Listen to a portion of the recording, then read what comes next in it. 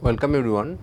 In today's class, I am going to just discuss about the overall course plan for this course CBS VLSI design. So, as you know, this is the 12-week course. So, there will be 12 week of lecture. Every week we will have 3 to 4 lectures, and and total duration of the video will be from 2.5 to 3 hours roughly. And I am going to talk about today every week what are the topics I am going to cover in this course. Okay. So, this is week 1 and I have already covered what is basically CBS VLSI design, and I also took an example and explain how this CBS VLSI design actually happens, that how C code converted into RTL. And also I have taken one class where I just talked about what are the internal problems inside the CBS VLSI design flow, right. So, basically what are the steps to be followed to convert a C code into RTL. Okay. So, this is this week's plan. In the next week, I'll go into the more theoretical part, right. So, as you know, the CBS VLSI design or high level synthesis has 3 major steps. One is scheduling, next is allocation binding, and then data path and controller generation, right. So, scheduling, as I mentioned earlier, also is the most crucial step, because based on the schedule the data path gets decided, and from then the data path and the controller gets decided, right. So, the more efficient you schedule, your design will be more, your hardware will be more efficient, right. So, I am going to take 3 weeks to discuss the scheduling, because the scheduling is something is very interesting problem, and there are many algorithms available. Okay. So, I distribute this scheduling into 3 weeks. The first week I am going to talk about the basic scheduling. Here there will be 3 modules. The first module I am going to talk about the scheduling problem formulation, what is the problem, right, in general, and then I will give you the 2 basic algorithm, what is called ASAP and ALAP algorithm, and then I am going to formulate how I can formulate this scheduling problem as a integer linear programming. Okay. And then I will give a ILP formulation of this scheduling of 2 types of scheduling in third module, which is called MLRC and MRLC. It is basically minimize latency under resource constraint and minimize resource under latency constraint, right. So, there are 2 types of scheduling is possible. So, I am going to give this ILP formulation. This is kind of a background thing in scheduling, right. Next week I will move on to the heuristic based scheduling. I will discuss once I discuss the scheduling problem, that this scheduling is in general NP-complete problem. Okay. It is a computation intensive problem. So, this ILP formulation, the basic formulation sometime is take exponential time to give you results. So, for practical design probably we will go for heuristic based solution, where we basically will go for some heuristic which may not give you optimal results always, but give a decent result or good result most of the cases, right. So, in week 3 I am going to talk about I will have 4 modules. In the first module I am going to talk about what is multiprocessor scheduling, and then I am going to give an algorithm for Hughes algorithm for multiprocessor scheduling in module 2. Then I am going to talk about this list based scheduling, which is a heuristic based scheduling for both the scheduling problem, which is MRLC and MLRC. Okay. And this for this list based scheduling, this Hughes algorithm is the from where this particular this list based scheduling is evolved. So, that is why I covered this part, and then I will move into the list based scheduling. Okay. This is the week for third week, and in the 4th week I am going to the more advanced level of scheduling. Specifically, I am going to cover 2 important scheduling algorithm. One is called force directed scheduling and one is called path based scheduling. Okay. Again both kind of heuristic, and then the force directed scheduling will be discussed on the module 1, and this path based scheduling is a completely new concept. So, which is something need kind of 2 modules to discuss. The first module I am going to discuss the basic concepts, the basic intuitions, and then in module 3 I am going to go little bit of the algorithmic side of this path based scheduling. So, with these 3 weeks 2, 3 and 4 I am going to cover the basic scheduling part. Okay. 5th week I will move on to the allocation and binding problem. So, obviously in module 1 I am going to discuss module 1 I am going to discuss what is allocation and binding problem. Then I will going to discuss about a very important algorithm called depth edge algorithm for this allocation and binding problem. In module 3 again I am going to solve this allocation and binding problem using the ILP, integer linear programming based solutions, and then I am going to discuss in module 4 this allocation and binding of hierarchical graph. Okay. So, basically in general our program has nested loops, nested if else. So, that will create a hierarchy in the structure input behavior, right. So, how to do a efficient allocation and binding for this hierarchical graph, that I am going to discuss in module 4. Module 5 I initially covered in module 1 in this registral and allocation and binding problem, which is basically allocation binding problem. And then in next two modules, module 2 and module 3, I will discuss about the data path and controller generations. Okay. So, which is basically is little bit straightforward method approach if you have already decided about scheduling, if you have decided about your allocation and binding of registers and function unit, then this generation of the data path and controller is kind of straightforward, right. So, so that is why it will not take much time to explain things, but this is the plan for week 6. So, with first 6 weeks I will cover the theoretical aspect or the background algorithms, background theory of this high level synthesis process. Okay. From 7th week onwards I am going to move on to other interesting topics. Okay. So, in 7th week I am going to cover about efficient synthesis of C code. Okay. So, in this week I am going to discuss so in a program we have arrays, we have loops, and how we can efficiently synthesize them into hardware. Okay. There will be 3 modules. In module 1 I am going to talk about the efficient synthesis of the arrays, because arrays is I am going to discuss, you will understand, is a bottleneck for having a efficient hardware or performance of a of the hardware. Okay. So, this managing array is very important, and this module 1 will talk about that. And then another important part of a C program is loops, and you can have a nested loop as well. So, and then again the synthesis of the loop is also the most important thing in whole high level synthesis process, because unless you synthesize the loops efficiently, you will not get a efficient hardware. So, I am going to take 2 modules to discuss about that. So, in module 1 I am going to talk about say unrolling and then partial unrolling of the loops, and then other way that is the loops get synthesized, and specifically in module 3 I am going to talk about the loop pipelining, how you can pipeline a loop in hardware. Okay. Week 8 I am going to cover another very important topic, this hardware efficient C coding. So, I mean, as I already mentioned that this if you just write any arbitrary code, it will not get synthesized into an efficient hardware, that you have to accept, right.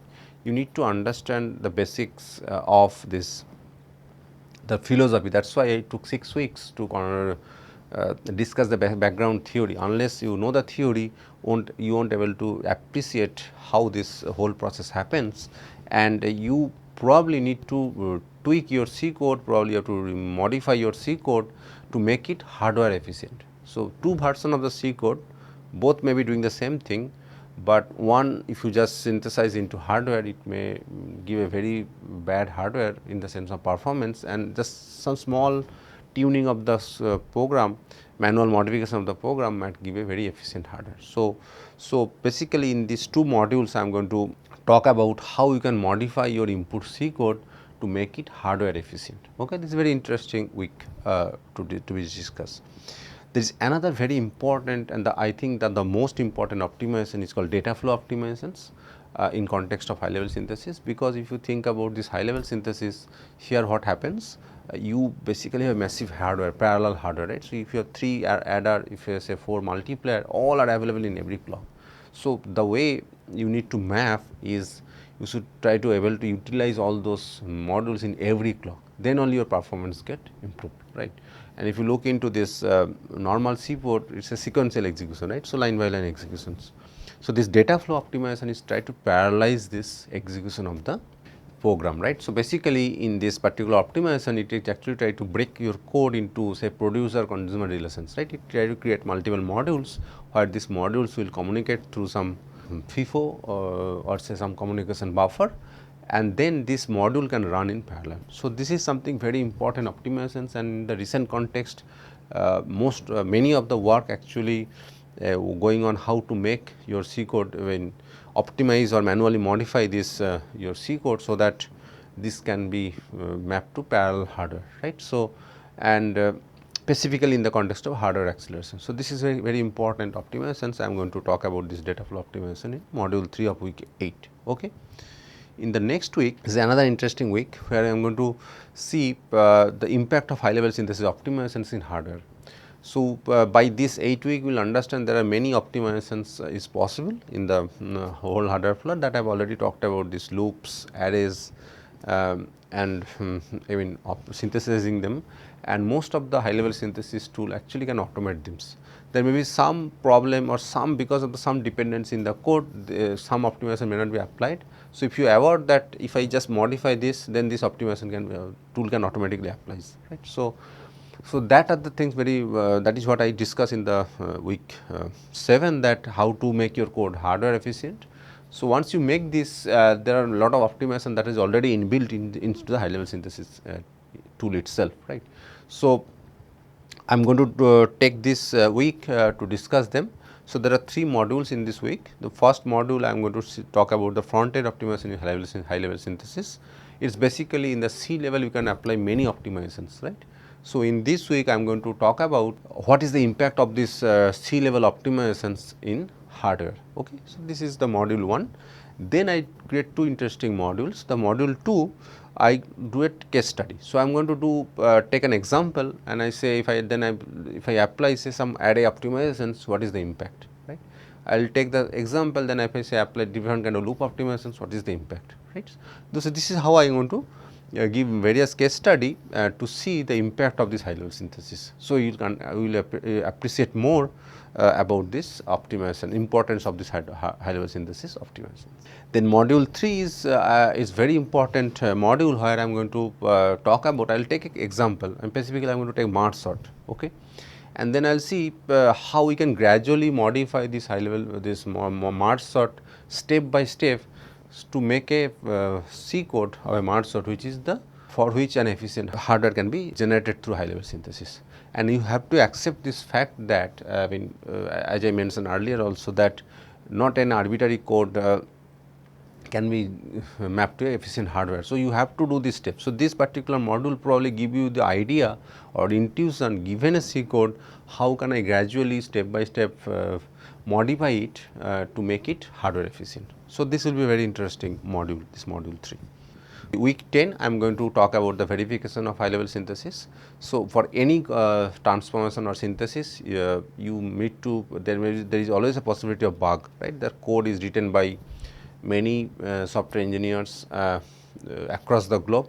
So, there may be some problem between about the communications the way both 2 components are implemented. There may be some cases which is not handled by because of this component implemented by somebody else, or there may be some corner cases which is not implemented at all, right. So, that is why, or maybe implemented wrongly. Okay. So, this verifying or ensuring the correctness of the high level synthesis process, that you are saying that yes, the RTL that I have generated is functionally equivalent to my C code is important. Okay. So, in this week I am going to take 4 modules, and in module 1 I will talk about the simulation based verification of high level synthesis, which is the most common way nowadays, even till today the high level synthesis process is verified. Then 3 modules is on little bit advanced topic. So, one module I am going to talk about a work that our group has done on this RTL to C reverse engineering. So, basically I talked about that high level synthesis is converting a C code to RTL. So, now it is a reverse process, that given a RTL, can you give me a C. So, remember that this C is not the input C, I want to get a C which represent my hardware. Okay. So, it is not the input C from where I get this hardware. So, then what is the advantage of this generating C? Because this represent my hardware, not the input C, if I simulate this, it actually simulate the hardware, okay, or the RTL. So, using this I can actually do a good simulation based verification, right. So, this is why I actually put this module 2 in this week, and then I actually go into the 2 modules, module 3 and module 4, where I am going to talk about the formal verification of high level synthesis. It is a very evolving area, a lot of research is happening in this domain, and there are 2 ways people are targeting now. One is basically phase wise verification. You try to verify the scheduling, you try to verify the allocation binding, you try to verify the data path control generation phase. So, that is one approach, and the other approach is that can I do a equivalence checking between C and RTL, right. So, I am going to cover both of the things and some recent work on this particular area. Okay. So, this will be another interesting week. And in week 11 I am going to cover the hardware securities through high level synthesis. Okay. So, because of this third party fabrication in the recent EDA industry, this VLSI industry, so most of the time your IP actually has go to some third party. So, and then as a result there may be a problem of IP piracy, overbuilding and IP threat, hardware trojans and all, right. So, that is the hardware security I am talking about in this context, and then I am going to see can high level synthesis give me a help, right. So, can the RTL that is going to be generated from the C code is something I tell that this is secure from this IP piracy or overbuilding, right. So, this is the things, it is very recent research I am going to cover in 3 modules. In module 1 I am going to talk about this issues of this hardware securities, what is IP piracy, what is this overbuilding and why it has happened, and then I am going to talk about what are the kind of countermeasures or the measures has been taken to overcome this security threat, right. So, that is the basic background of this hardware security, and in the next module I am going to talk about that can high level synthesis do the same thing, whatever the measure is already taken to make your your IP secure, can the same thing can be done through high level synthesis, right. So, module 2 I am going to talk about securing design through high level synthesis. Okay. And in so whenever you do something secure, obviously attacker will come into picture, they try to break your security, right, and that is what is going to happen in this domain also, and there is some recent works which actually try to see that whatever the high level synthesis locked circuit, I can break it, right. So, there is a recent work in my by our group which is called say SMT attack, and we actually show that whatever the securing design through high level synthesis is actually breakable. So, there is no end of it, there is a lot of research happening here, but I am going to talk about these 3 things which is kind of the state of the art till today on this hardware security through high level synthesis. Okay. And in the last week, week 12, I am going to give the overall EDA flow.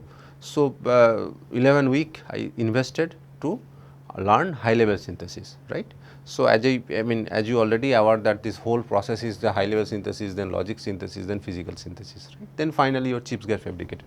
Just I am going to give a very overview on this. If you try to map the RTL that is generated by high level synthesis to FPGA board, what are the steps to be followed? So, FPGA technology mapping, or if you try to generate a ASIC chip from that from the RTL, so you will go through this logic synthesis and physical synthesis. So, I am going to talk about that this logic synthesis and physical synthesis probably 2 sub modules. Module 2 might will have 2 sub modules, one is logic synthesis and physical synthesis, and then I am going to talk about this FPGA mapping also, and then I am going to conclude this course with some research advances in C-based VLSI design. What is the current research trend in high level synthesis, what are the things to be addressed in future to make your high level synthesis tool more useful. So, I am going to talk about that and to conclude this course. Okay. So, in overall we have 12 weeks, 40 modules, and the way I just break this course is 2 part. One is the first 6 weeks is the background theory and algorithm. So, where I am going to talk about this the theory or the algorithm involved in this high level synthesis process, specifically in scheduling, allocation binding, and then also data path control generation, right. So, these are the first weeks the basic theory, and the next 6 weeks as I discussed is the advanced topics specifically like efficient synthesis of C code, hardware efficient C coding, high HLS optimizations, verification of high level synthesis, security issues in high level synthesis, and these research advantages, right. So, if you notice here is I purposefully skipped all the background knowledge needed here, right. So, because try to make this course more complete in the sense that if I spend more time on discussing the background, then I am going to lose important time which I could have invested to cover the recent works that is happening in the high level synthesis topic. So, that is what I did in this course. So, but I will expect that you will have this background that you should have basic knowledge of digital design. So, you should be able to understand what is clock, what is say at the digital design of a adder, subtractor, multiplexers. These are this second year digital design things, right, and also this say what is sequential element and how they works and all, right. So, how when they get updated, what is edge triggered, what is level triggered, those things you should understand little bit. Okay. And also, since this first 6 weeks I am going to cover about this the background theory, and most of the time it involves certain most of the time I convert those problem into some graph coloring, graph problems, right. So, you should understand different type of graph, what is directed graph, what is undirected graph, what is clique in a graph, or say what is perfect graph, what is not perfect graph. So, those things you should understand, and in the overview level, that is fine, no need to go into detail. And also you should understand what is graph coloring problem, what is clique partitioning problem, why this problem is difficult, right, and how this problem is getting solved. So, those are the things you should understand in high level. I am not going to cover this. I will expect that you will already do some googling on that, and you should have some basic knowledge. Also, this what is NP-complete problem, you should understand what is this ILP or integer linear programming, and how does it help to solve the optimization problem, and how any problem can be formulated as a ILP.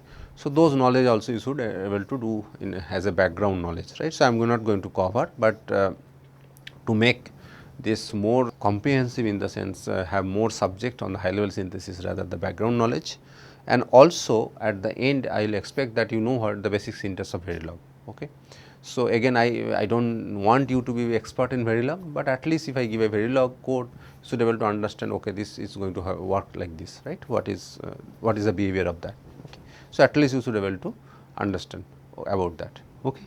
So, I am not going to cover this part, but I expect that you will at least familiar with this terminology before going to the next week, right. So, that will help you. Okay.